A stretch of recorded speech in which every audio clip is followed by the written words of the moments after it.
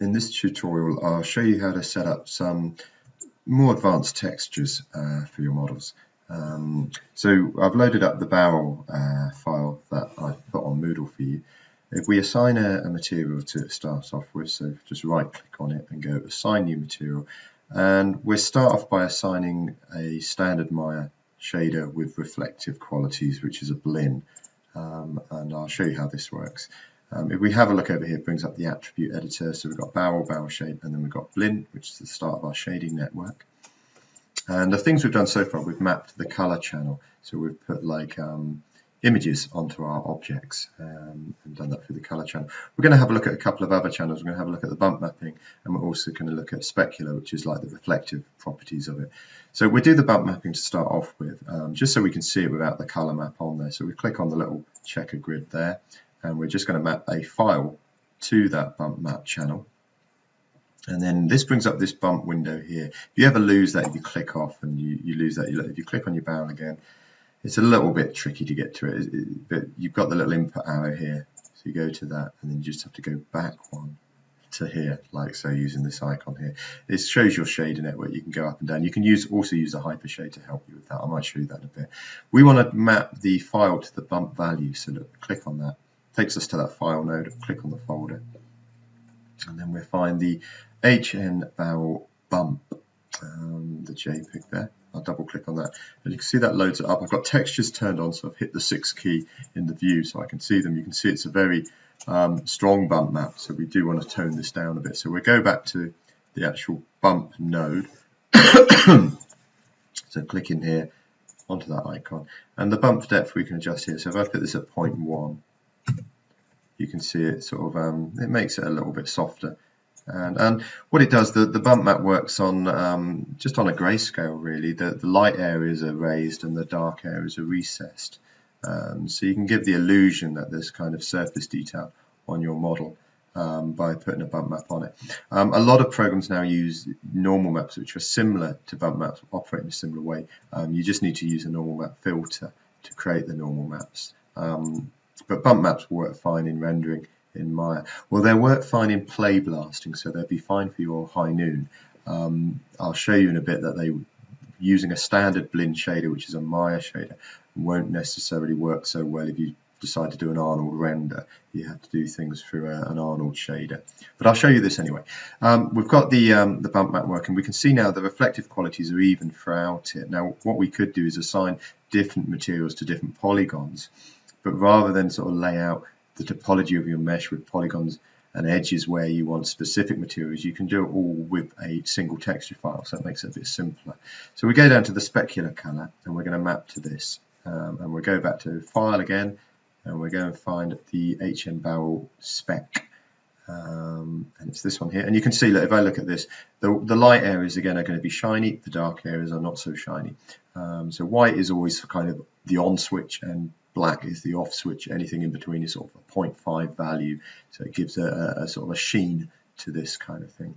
So we can look at that now. You can see that the galvanized bands are kind of still shiny, but the wood is not so shiny. There's still a little bit of shine in there. I can highlight this more by going back to the original shader and just breaking the connection on the bump map and turning the bump map off, so that now you can see the specular more prominent. So I'll load the bump map back on again,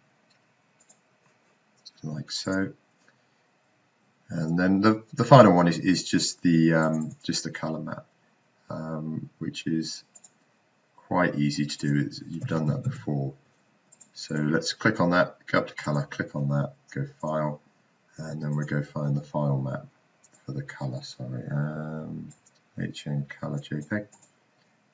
And open that up. And so that's the kind of final thing. They're just simple textures just to show off how that works. Now these will render fine in a play blast. The bump maps will show up nicely and so on, but they won't render with Arnold. So if I just stick a sky dome in here, so I'm on the Arnold shelf here, and this little icon will create a sky dome, so it just pre-lights the scene for you. And I'll do a render of this. It might be a bit slow on my work laptop.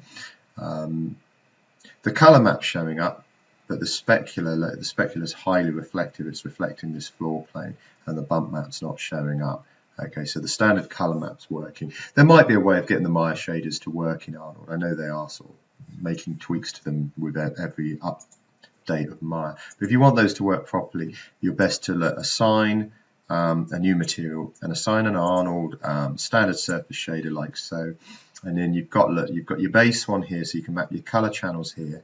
You've got your specular color channel here as well, and a roughness. Now the roughness is kind of it defines the reflective qualities of the surface. So the higher the value, the more sort of dispersed the reflection is, the more sort of spread out it is. If you turn it down to 0, it will have like almost like a mirror kind of quality to the surface. And to map the actual bump map, you have to do that in the geometry channel. Now the geometry channel is quite important. I'll show you that in a bit with regard to transparency. You've got a bump mapping channel in here. So if I click on this like so and go file, and it's very much the same way as before. So we can go and find our bump map again. And you see it shows up absolutely fine also in the play blast. Again, we'll go back and we'll change the value just to a subtler value. If you put in negative values, it inverses the image. So if I slide this slider down, you can see it actually inverses it. So the raised areas become recessed and vice versa. So look, the bump map's working absolutely fine on that. And that should show up if I do an Arnold render now.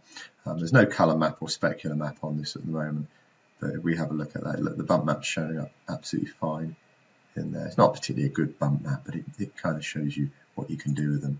The last thing I'll show you in this tutorial is I'll just show you the how to do transparency. Now on a standard Maya shader, you can just do transparency with one of the normal materials. So I'll just bring up an object. Let me just put some of these things, hide some of these things away, and I'm just going to put those on this layer.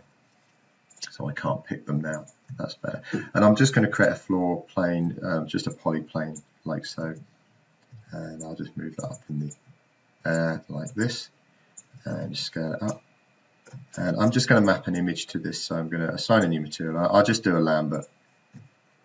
And this is how you can do transparency because it'll just work fine with this. So I'm going to put a color onto this, a color map. Let's have a look. What have I got? I've got this one. So it's an image of a Banksy poster. I'm just going to put on my wireframe so I can see things a bit more clearly.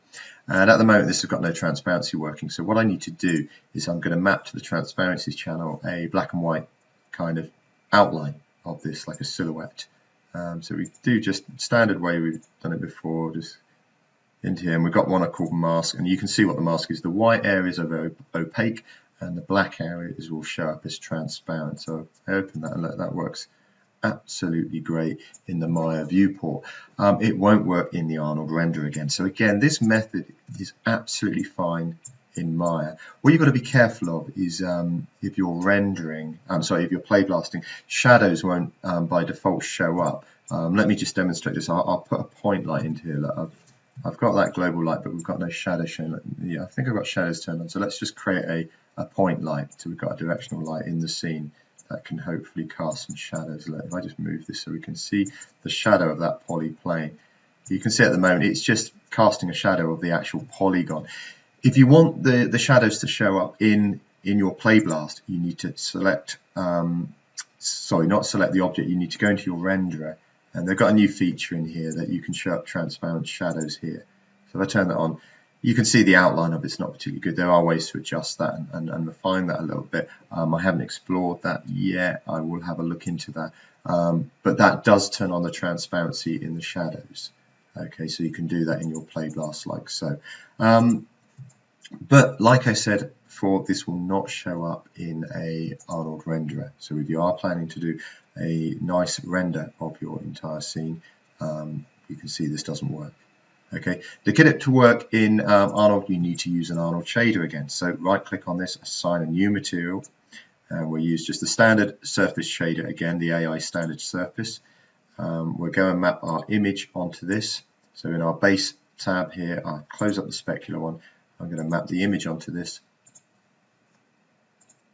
So Banksy image, that one there, so that shows up all good. I then need to go down to the geometry tab. So let's pick this again, go to our shader network, and the geometry tab, look, we've got something called opacity, and this is where we map the transparency. So let's click on that, go file, and we'll load up that mask again, the black and white silhouette. That's all good, but it's still not working. And I don't know whether the preview window will show these, but if we have a look with the render, it still won't be working. I'll show you there's one last thing we have to do to get the transparency working in Arnold. So look, not working. So I will just close that window down. We have to look at the object and we have to turn off its opaqueness. So if we go to its shape node in the attribute editor, where all the bits and pieces live for it, at the shape node under Arnold, we've got something called opaque, and we turn that off. Unfortunately, if you are just play blasting, you'll have to do it the old method. There might be a way of getting transparency to show up properly in just the viewport window, but I haven't found it yet. But if you do a search online, I'm sure there might be some fixes.